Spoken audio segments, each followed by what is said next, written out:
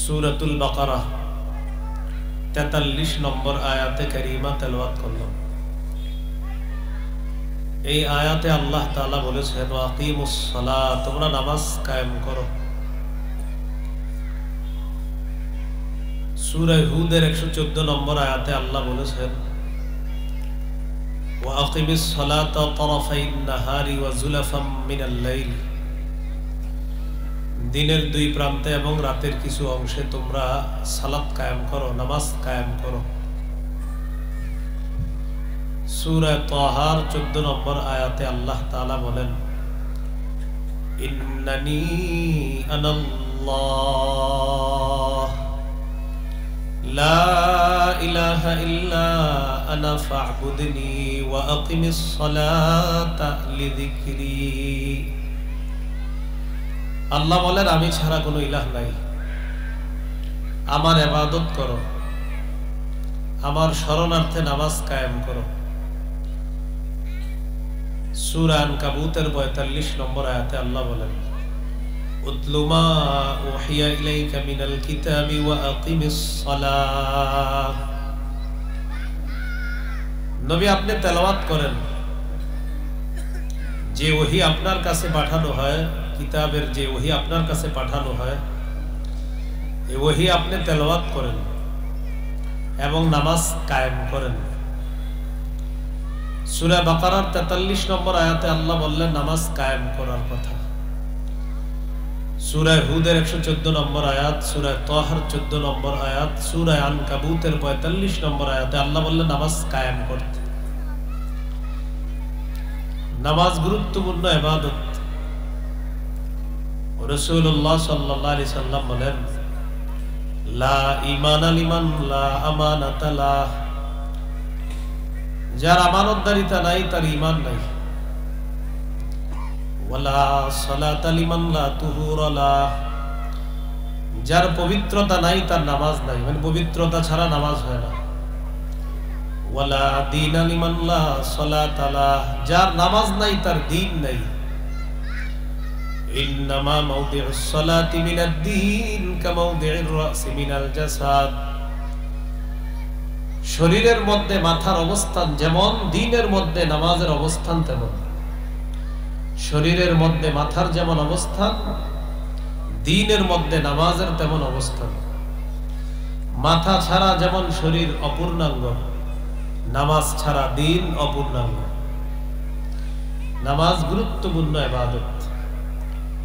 ইবনে মাজার হাদিস 278-279 দুই হাদিসের মধ্যে আছে قال رسول الله صلى الله عليه وسلم استقيموا فنعما أن تستقيموا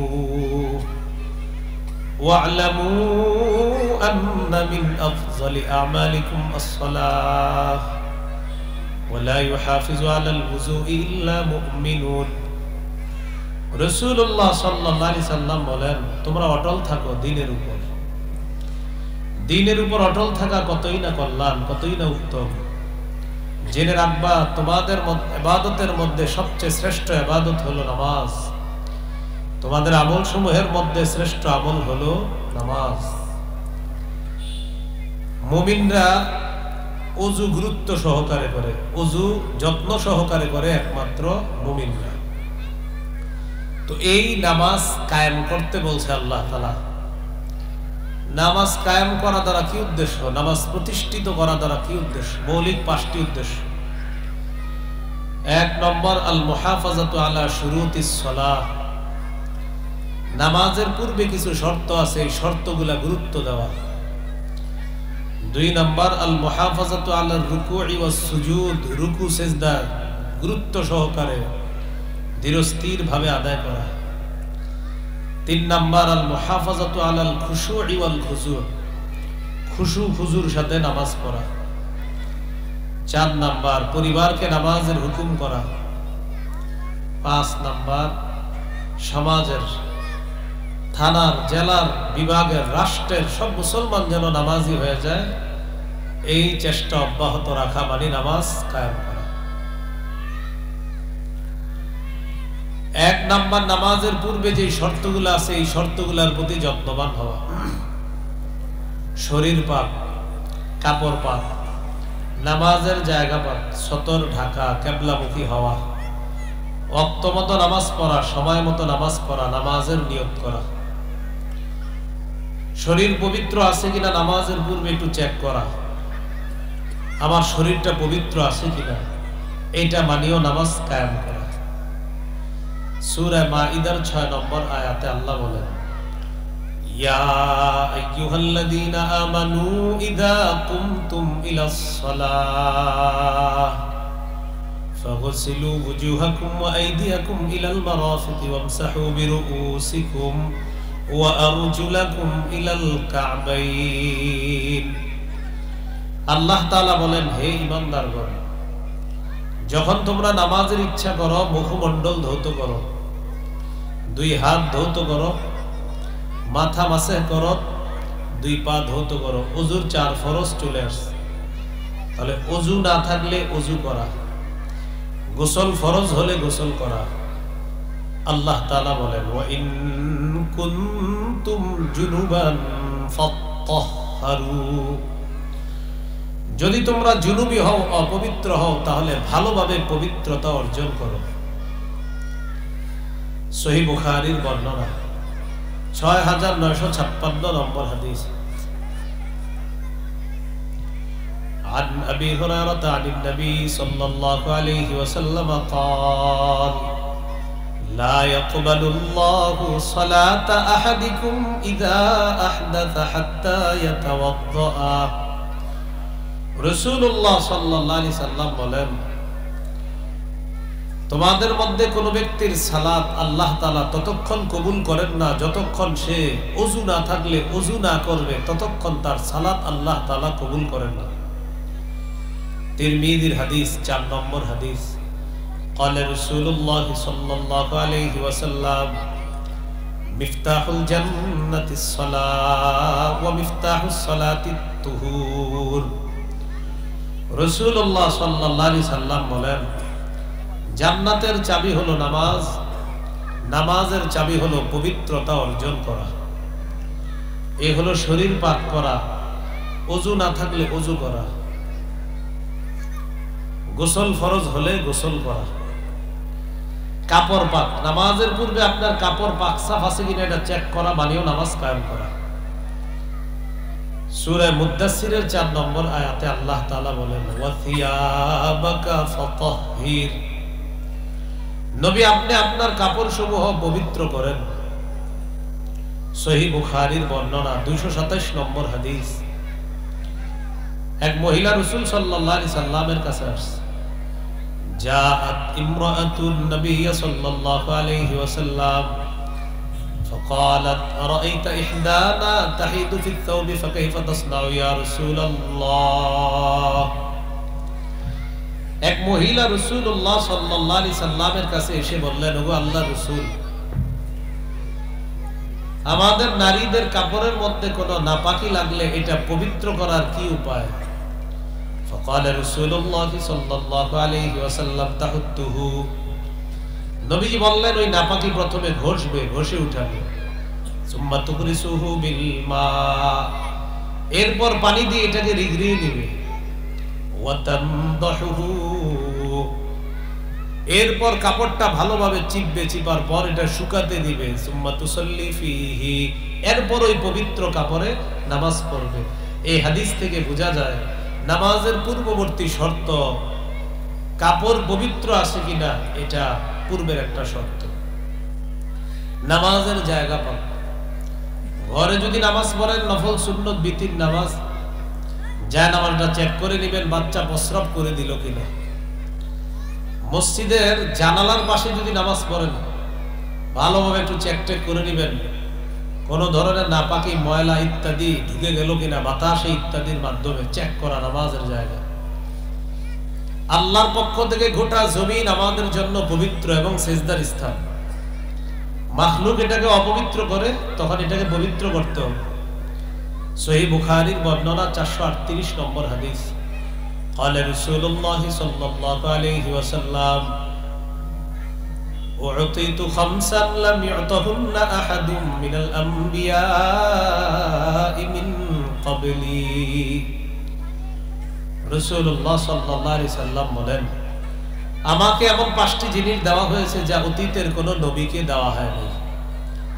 এই 5টার মধ্যে একটা হলো ওয়াজুইলাত লিয়াল আরদু মাসজিদান ওয়া তাহুরা, আমার জন্য গোটা জমিনটা সেজদার স্থান এবং পবিত্র, আল্লাহর পক্ষ থেকে সেজদার স্থান এবং পবিত্র করে দেওয়া হয়েছে।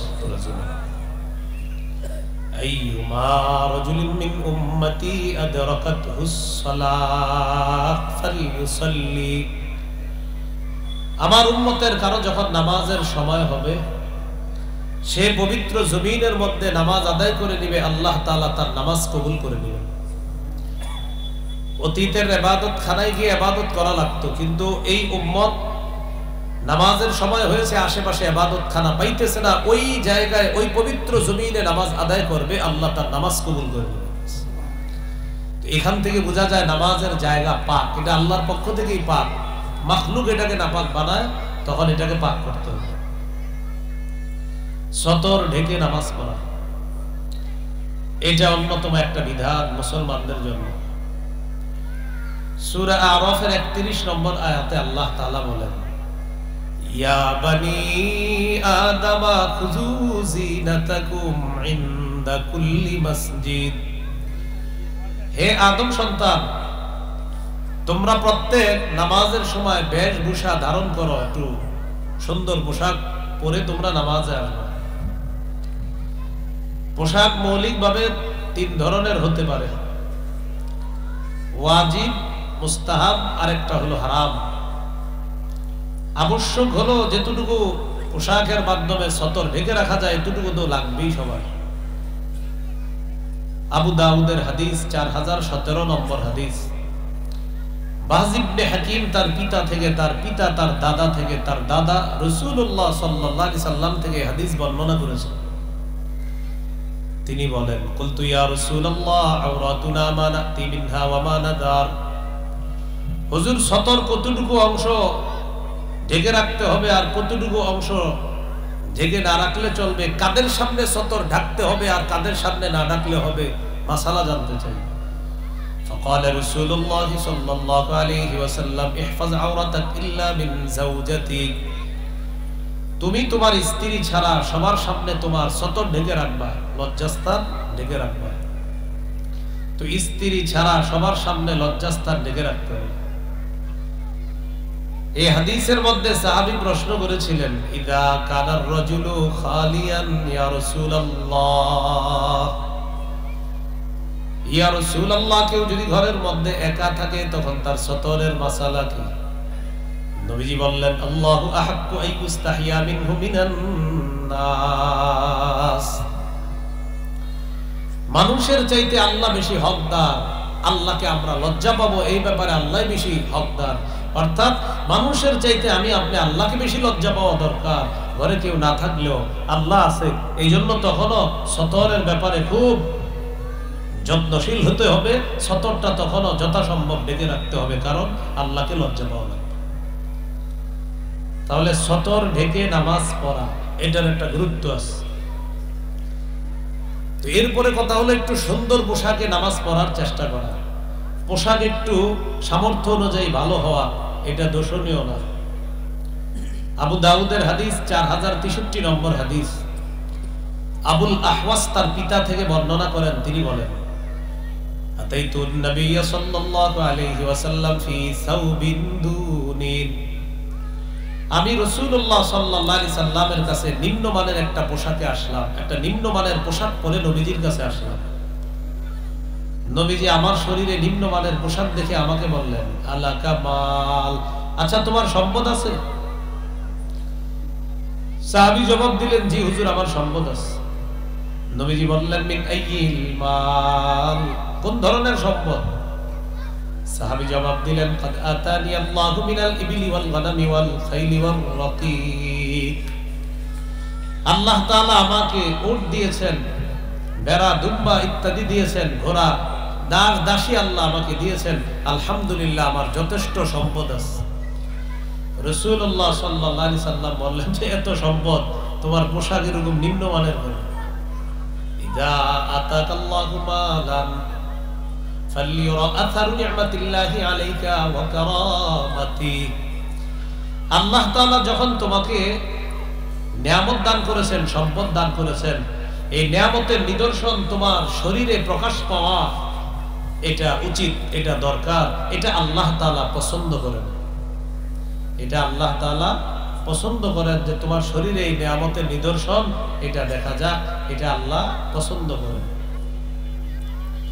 হাদিসে আছে আল্লাহ তাআলা যখন কোন বান্দাকে নিয়ামত দান করেন, ইন্নাল্লাহা ইযা আনআমা আলা আবদিন নি'মাতান ইউহিব্বু আইয়ারা আথারান নি'মাতি আলাইহি।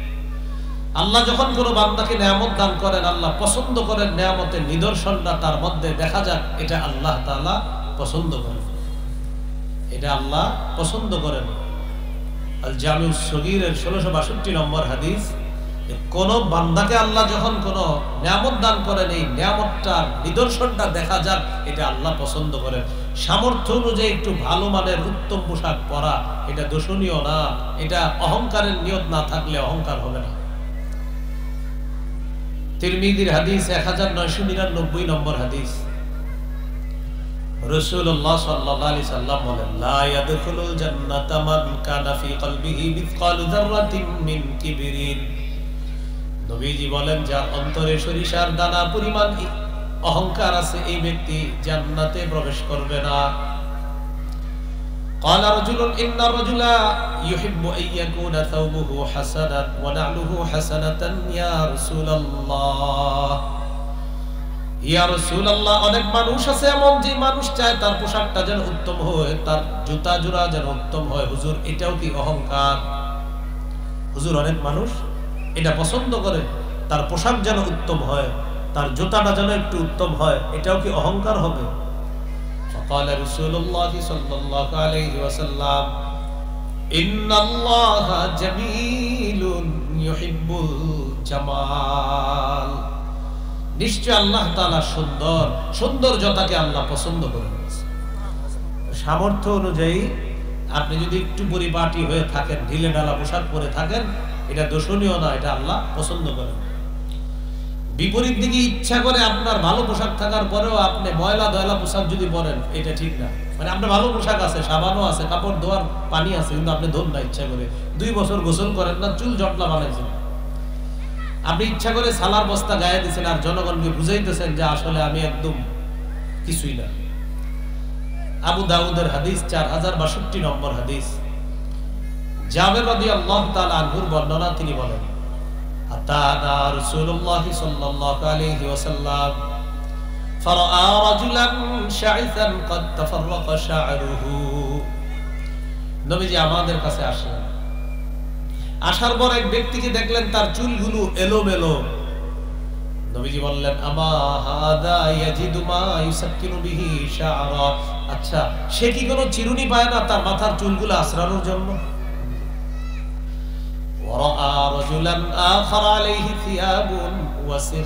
আরেকজনকে দেখলেন তার শরীরের মধ্যে ময়লা কাপড়। নবীজি বললেন, আমা হাদা ইয়াজিদু মাআন ইয়াগসিলু বিহি সাওবা। সে কি কোনো পানি পায় না তার কাপড় ধৌত করার জন্য? তার কি পানি নাই কাপড় ধৌত করার জন্য? এখান থেকে বোঝা যায় ইচ্ছা করে চুল জটলা বানানো আর সালার বস্তা গায়ে দিয়ে থাকা, এটা আপনার, এটা ভণ্ডামি। এটা কি বলেন তো? আচ্ছা, বুঝলাম শুরুতে ওনার সালার বস্তা গায়ে দেওয়ার যোগ্যতা ছিল তাই গায়ে দিচ্ছে, তো ওনার তো এখন মুরিদ হয়ে গেছে অনেক। মুরিদ হওয়ার পরে একজন মুরিদকে একজোড়া পাঞ্জাবি দেওয়ার হাদিয়া দিতে পারে না। আপেল কমলা আঙ্গুর আর মালটা কমলা দিয়া পুরো ঘর ভর্তি, কিন্তু উনি ওনার ওই চুলও ধোয় না, শ্যাম্পু কেনার টাকা নাই, আর সালা খোলে না। কেন? কারণ ওনার এই পীরগিরির ইনভেস্ট হলো এই সালা আর জটলা চুল। এইটার কারণে তার একদল মুরিদ হয়েছে, যাদেরকে বুঝাইছে নামাজ লাগবে না, রোজা রাখবে না, কিচ্ছু লাগবে না। এই মোহাম্মদপুরে আশেপাশে ছিল একজন, মারা গেছে। এটারে আমি আসাদবিন মুসলিম বেকারিতে নিজে দেখছি, রমজানের দিনের বেলা বসে বসে রুটি আর কলা খেতেছি। তখন আমি আসাদবিন মসজিদে তারাবি পড়াই। আল্লাহ আমাদেরকে হেফাজত করেন। উত্তম পোশাক পরিধান করা সামর্থ্য অনুযায়ী, এটা দোষণীয় না, এটা ইসলাম উৎসাহ প্রদান করেছে। তো নামাজের সময় সামর্থ্য অনুযায়ী একটু ভালো পোশাক পরে নামাজে যাওয়া, এই ব্যাপারে একটা হাদিস আছে। আজকে আমরা একটা স্পেশাল নামাজ পড়ছি দিনের বেলা, কি নামাজ? জুমার নামাজ। তো এটা এই জন্য বললাম, অনেকে আপনার পুরো 7টা নামাজই পড়ে না, এই জন্য এই দিনই পড়ে, বলে আজকে নামাজের দিন। কিসের দিন? এর আগে 6 দিন কিসের দিন ছিল? তাড়াতাড়ি দোকান বন্ধ করে, আজকে না নামাজের দিন, এইরকম বলে। ইবনে মাজার হাদিস 1056 নম্বর হাদিস, আয়েশা সিদ্দিকা রাদিয়াল্লাহু তাআলা আনহার বর্ণনা, তিনি বলেন আন্না নবী সাল্লাল্লাহু আলাইহি ওয়াসাল্লাম খাতাবান নাস ইয়াউমাল জুমআতি ফারাআ আলাইহিম সিয়াবান নিমার। সাহাবীদের উদ্দেশ্যে আল্লাহ নবী ভাষণ দিতেছিলেন, খুতবা দিতেছিলেন। সাহাবীর মধ্যে অনেকের শরীরের মধ্যে নবী তাকায়া দেখলেন কাজের পোশাক পরে আছে, তারা কাজের পোশাক পরে জুমার নামাজে চলে আসছে, কাজের পোশাক পরে নামাজে আসছে। فقال رسول الله صلى الله عليه وسلم اما على احدكم ان وجد سعة ان يتخذ ثوبين سوى ثوبي مهنته। তোমাদের মধ্যে যাদের সামর্থ্য আছে তারা কাজের পোশাকে যেই কাজটা করে, তারা পোশাক পরে যেই কাজ করে, কাজের পোশাক পরে যেই কাজ করে, কাজ করার পর ওই পোশাকের পরিবর্তে জুমার জন্য আরো 2 জোড়া পোশাক রাখবে, যেন ভালো পোশাক পরে তারা জুমার সালাতে আসতে পারে। এই হাদিস থেকে বোঝা যায় জুমা ঈদের নামাজে একটু উত্তম পোশাক পরে যাওয়া। আর সূরা আরাফের 31 নম্বর আয়াতে আল্লাহ বললেন একটু বেশভূষা ধারণ করে সালাতের মধ্যে যাওয়া। এজন্য আমরা একটু পরিপাটি হয়ে আল্লাহর দরবারে আমরা যেন দাঁড়াতে পারি, আল্লাহ তৌফিক দান করেন। শরীর পাক, কাপড় পাক, নামাজের জায়গা পাক, সতর ঢেকে নামাজ পড়া। কিবলামুখী হওয়া, কিবলামুখী হয়ে নামাজ পড়া। মুসাফির যারা, তাদের জন্য তো কিবলার মাসালা আছে। এজন্য অপরিচিত কোথাও গেলে আপনি নির্ণয় করতে হবে কাবা, তারপর নামাজ পড়বেন। এমন জায়গায় গেছেন যাওয়ার পর আপনার মনে হবে এটা পশ্চিম, মানে আপনি একটা দিককে পশ্চিম মনে হয়েছে, নামাজ 3 রাকাত 2 রাকাত পড়ার পরে ঘরের মালিক এসে কয় আহা আপনি তো পূর্ব দিকে ফিরে নামাজ পড়ছেন। এই জন্য মনে হইলেই দাঁড়ায় যায় না।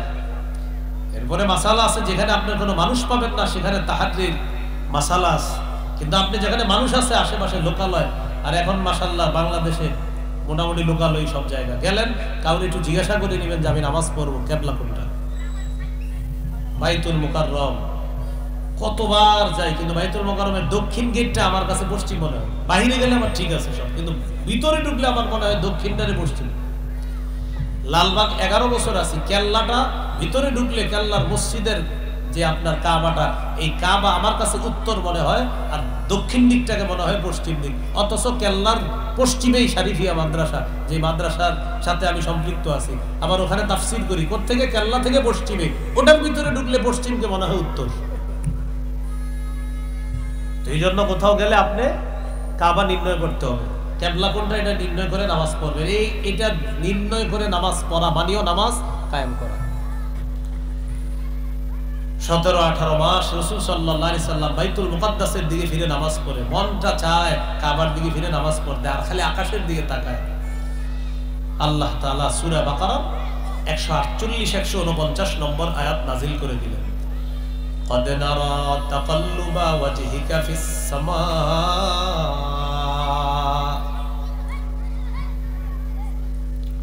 হাবিব আপনি যে বারবার আকাশের দিকে এইভাবে মাথা উঠানামা করেন, এটা আমি দেখি, আর কেন করেন আমি জানি। সুবহানাল্লাহ। ফালানুওয়াল্লিয়ান্নাকা কিবলাতান তারদাহা। অবশ্যই অবশ্যই আমি আপনাকে আবার ফিরিয়ে দিব কিবলাতান তারদাহা, ওই কিবলার দিকে যে কিবলাটা আপনার পছন্দ, অর্থাৎ আবার কাবার দিকে আপনাকে ফিরিয়ে দেব। 4 রাকাত ওয়ালা নামাজ নিয়ত করছে বাইতুল মুকাদ্দাসের দিকে ফিরে, 2 রাকাত পড়ছে, বাকি আছে 2 রাকাত। জিবরিল আমিন এসে বললেন ঘুরে যান, বাকি 2 রাকাত কাবার দিকে ফিরে পড়েন।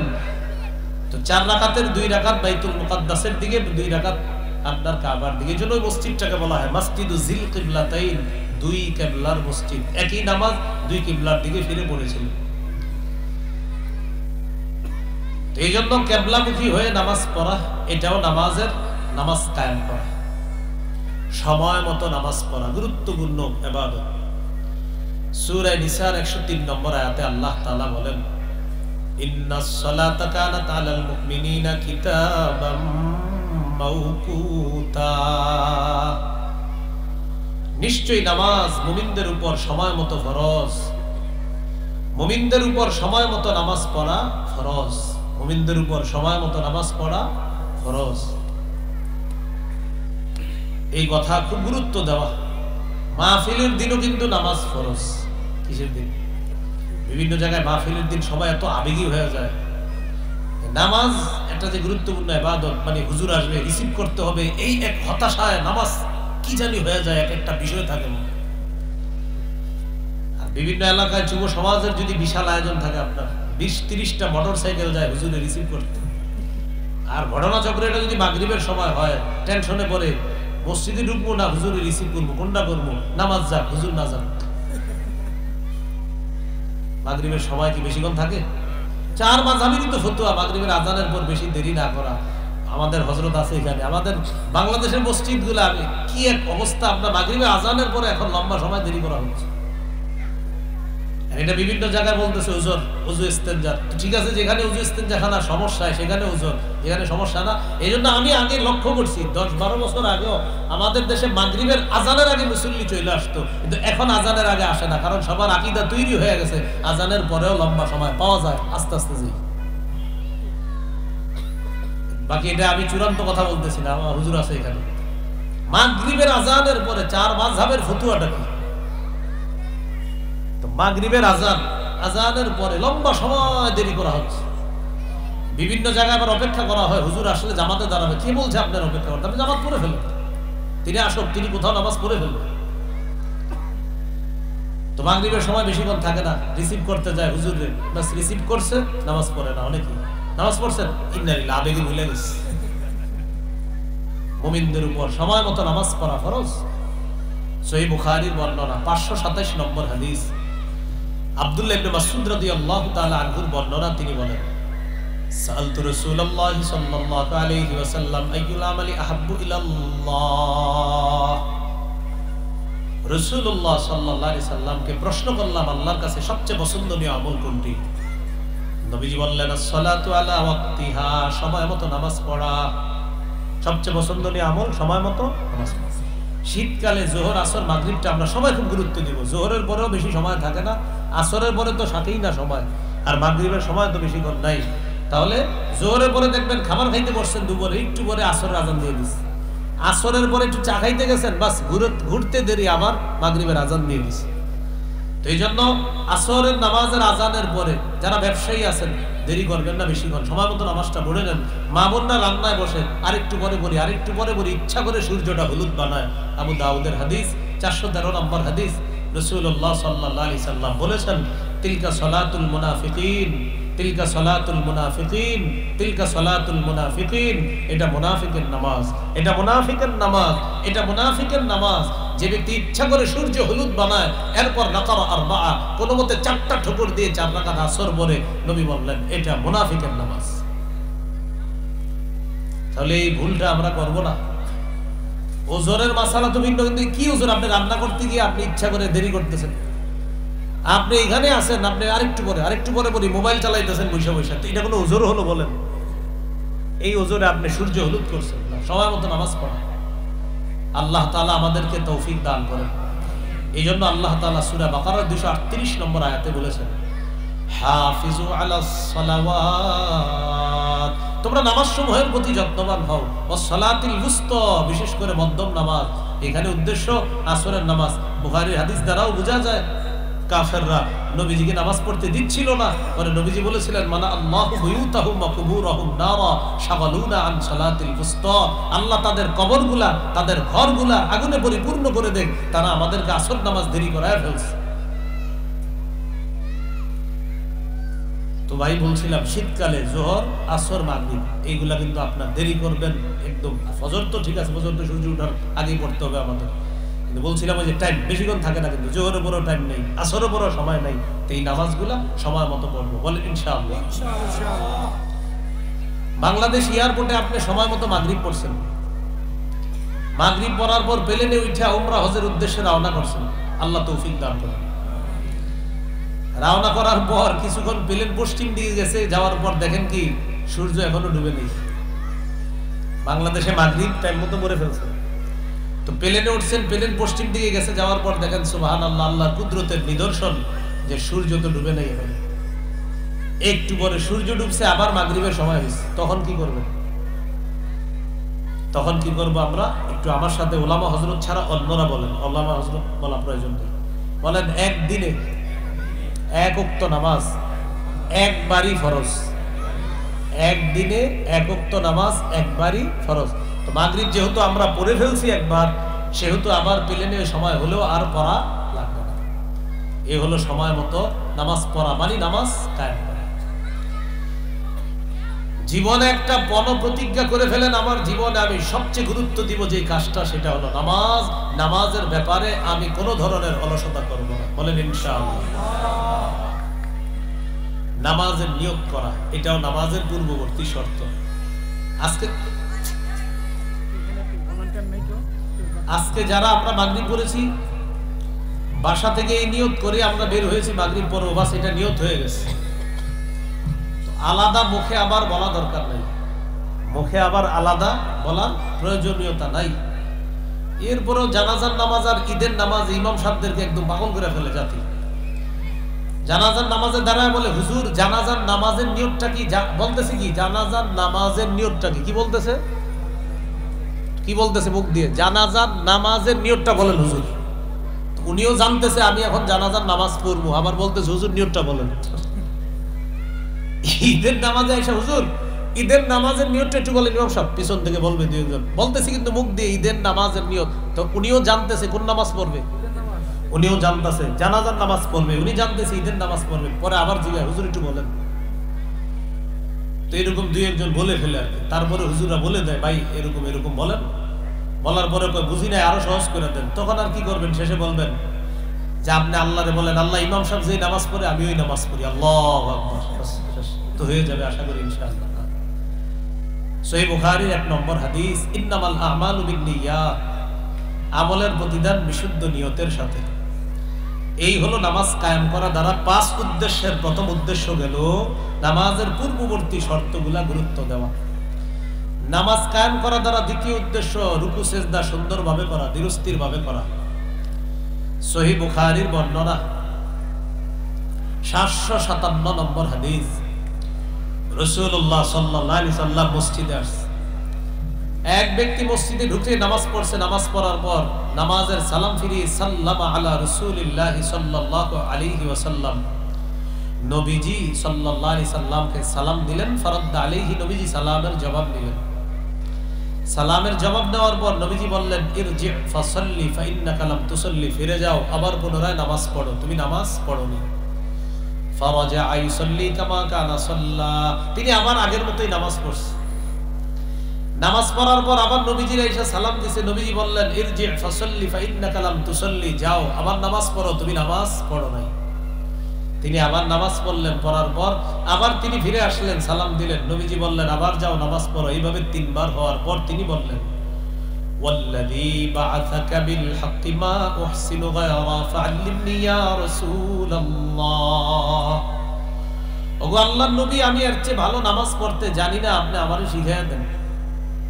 তো নবীজি বললেন, ইদা কুমতা ইলাস সালাহ ফাকাব্বির, যখন তুমি নামাজের ইচ্ছা করবা আল্লাহু আকবার বলে হাত বাঁধবা, সানা পড়বা, ফাতিহা পড়বা, সুম্মা ক্রা মা তায়াসসারা মাআকা মিনাল কুরআন, কোরআনের যেখান থেকে পারো সহজ সেখান থেকে তেলাওয়াত করবা। সুম্মা রকা, রুকু করবা, হাত্তা তাতমাইন্না রাকিআ, ধীরস্থির ভাবে রুকু করবা। সুম্মা রফা রাসাকা মিনার রুকু, এরপর রুকু থেকে মাথা উঠাবা, হাত্তা তা'তাদিলা কাইমা, সোজা হয়ে দাঁড়াবা। আমাদের অনেকে এমনি হাঁটে সোজা, মানে এমনি সোজা হয়ে থাকে, আপনার সাথে কথা বলবে সোজা হয়ে দাঁড়ায় কথা বলে, কিন্তু রুকুতে গেলে আপনার উইঠা এরকম বাঁকা হয়ে থাকে। এইটা করবেন না, সোজা হয়ে দাঁড়াবেন। সুম্মাসজুদ হাত্তা তাতমাইন্না সাজিদা, এরপর সিজদা করবা, ধীরস্থির ভাবে সিজদা করবা। 2 সিজদার মাঝখানে সোজা হয়ে বসবা। এই একজন মানুষ, আল্লাহু আকবার, এক সিজদা। 2 সিজদার মাঝখানে সোজা হয়ে না বসে দেখেন আল্লাহু আকবার এক সিজদা, এই আল্লাহু আকবার বলে ওইটাই বাঁকা হয়ে আরেক সিজদার অপেক্ষায় দ্বিতীয় সিজদা দেয়। তো এটা এত বাঁকা হয়ে থাকে, দুই সিজদা মিলে মাঝে মাঝে সিজদা একটা হয়ে যায়। তো এই জন্য সোজা হয়ে বসবেন, এরপরে সিজদা করবেন। আরেকটা হলো ওজোর, আপনার মাজায় সমস্যা, আপনার শরীর বাঁকা, সেটা তো মাসালা, আপনার কেউ কিছু বলবে না যে আপনি এমনি সুন্দর মানুষ, নামাজে গেলে শুধু এরকম বাঁকা হয়ে থাকেন। এরপর দ্বিতীয় সিজদা করবা। নবীজি বললেন ইফআল যালিকা ফি সালাতিকা কুল্লিহা, তোমার জীবনে যত রাকাত পড়বা এইভাবে নামাজ পড়বা, তাহলে এটা হবে নামাজ। এই নামাজ নামাজ হয়ে সালাত হয়ে আল্লাহর কাছে যাবে। তো বলছিলাম রুকু সিজদা ধীরস্থির ভাবে করতে হবে। যখন আমরা সুন্নত পড়ব, বিতির পড়ব, নফল পড়ব, তখন আমরা চেষ্টা করব নামাজগুলো একটু লম্বা করতে। একা একা নামাজ, ইমামের পিছনে তো আপনার ইচ্ছা না, ইমাম সাহেব যতক্ষণ নামাজে আছে আমি ততক্ষণ থাকতে হবে, উনি যতক্ষণ দাঁড়াবে আমার দাঁড়াতে হবে, উনি রুকি দুবে যতক্ষণ ততক্ষণ। আর ইমাম সাহেব আমার আপনাকে লক্ষ্য করে নামাজ পড়াবে না, উনি সুস্থ মানুষ, অসুস্থ মানুষকে, উনি সবলকে, দুর্বল সবার প্রতি লক্ষ্য রেখে ইমামতি করতে হবে। তো আপনি যখন একা একা সুন্নত নফল বিতির পড়বেন, একটু চেষ্টা করবেন লম্বা করতে। আবু দাউদের হাদিস 1449 নম্বর হাদিস, আব্দুল্লাহ ইবনে হুবশিয়িল খাসআমি রাদিয়াল্লাহু তাআলা আনহুর বর্ণনা, তিনি বলেন আন্না রাসূলুল্লাহ সাল্লাল্লাহু আলাইহি ওয়াসাল্লাম সুইলা আইয়ুল আমালি আফজাল, নবীজিকে প্রশ্ন করা হলো হুজুর আল্লাহর কাছে সবচেয়ে মর্যাদাপূর্ণ আমল কোনটি? ফাকালা রাসূলুল্লাহ সাল্লাল্লাহু আলাইহি ওয়াসাল্লাম তুলুল কিয়াম, লম্বা সময় দাঁড়িয়ে থাকা। সুবহানাল্লাহ, নামাজে একটু লম্বা সময় দাঁড়াবো। এই যে শীতকালে একটু তাহাজ্জুদ পড়তে পারেন রাতের বেলা। সহিহুত তারগীবের 630 নম্বর হাদিসে আসছে রাজুলুন কামা ফি লাইলাতিন বারিদাতিন মিন ফিরাশি ওয়া লিহাফি ওয়া দিসারিহি ফাকামা সুম্মা তাওয়াদ্দা সুম্মা কামা ইলা সালাহ। কোন ব্যক্তি শীতের রাতে ল্যাপ, কম্বল ইত্যাদি ছেড়ে উঠে ওযু করে সালাতের মধ্যে দাঁড়ায়, আল্লাহ তাকে দেখে খুশিতে হাসতে থাকে। সুবহানাল্লাহ। লম্বা সময় নামাজে দাঁড়ানো এটা আল্লাহর কাছে মর্যাদাপূর্ণ ইবাদত। এবার আসি রুকু সিজদা। রুকু সিজদা একটু বিলম্ব করব। সহিহুল জামে হাদিসের কিতাব 1671 নম্বর হাদিস, আব্দুল্লাহ ইবনে ওমর রাদিয়াল্লাহু আনহুমা দেখলেন একদিন এক যুবক নামাজ পড়তেছে, নফল নামাজ বা সুন্নত পড়তেছে। ইবনে ওমর রাদিয়াল্লাহু আনহুমা বললেন আইয়ুকুম ইয়ারিফু হাদা, আচ্ছা তাকে কে চিনে? তো একজন বললেন আমি চিনি। আব্দুল্লাহ ইবনে ওমর রাদিয়াল্লাহু আনহুমা বললেন লাউ আরাফতুহু লা'মারতুহু আইয়ুকসিরার রুকুআ ওয়াস সুজুদা,